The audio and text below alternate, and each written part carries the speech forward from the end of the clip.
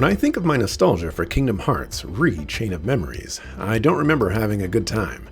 I feel like I didn't get what I wanted out of the narrative, and I made a costly decision in the game based on my interpretation of the game's explanation, which ultimately created no end of frustration. And after rewatching my playthrough, I've decided to place it behind Kingdom Hearts 1. Here's why.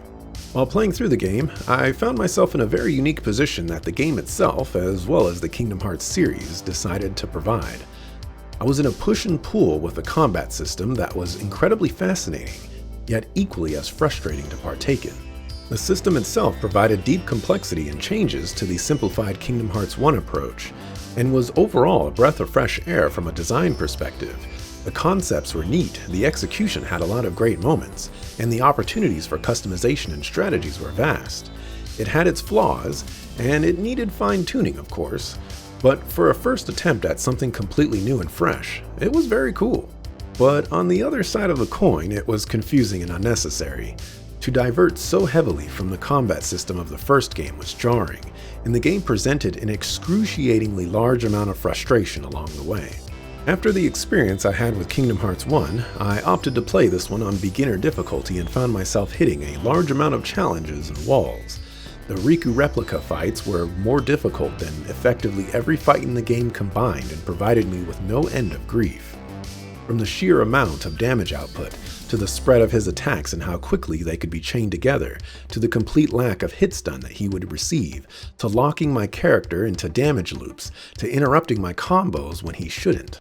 It also didn't help that the game provided no explanation for premium cards, and in my infinite wisdom, I believed that they were upgraded versions of normal cards. This led to my downfall as I had turned approximately 18 of my 22 card deck into premium cards and was completely stuck. In my thoughts of the game, I openly referred to it as a waste of time.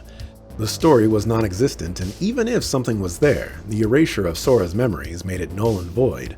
The battle system, while quite cool, was not the progression I wanted to see in the series, as it chooses to ignore the problems of the previous game and do something completely different. Riku's route certainly provided a breath of fresh air, both because the difficulty actually felt like an easy or beginner challenge, but also significantly reduced in length. It added some character development for Riku and made an effort in trying to tie itself into the first game, while also setting something up for the next.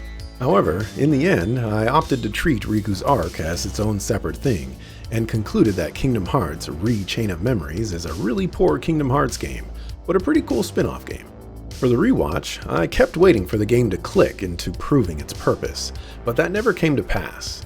Watching my past self struggle on bosses that clearly were not balanced for the difficulty choice was fairly rough, as well as seeing the fruits of the premium card choices. The sheer amount of nonsense spewed from nearly every character talking about light, darkness, hearts, and memories meant so little and lacked justification or backstory. Sora's wealth of knowledge on these topics seemed vast, yet he has had no time to actually learn this information. He knows nothing about hearts and how they work, but is able to perfectly maneuver himself to solve these problems and explain them without error.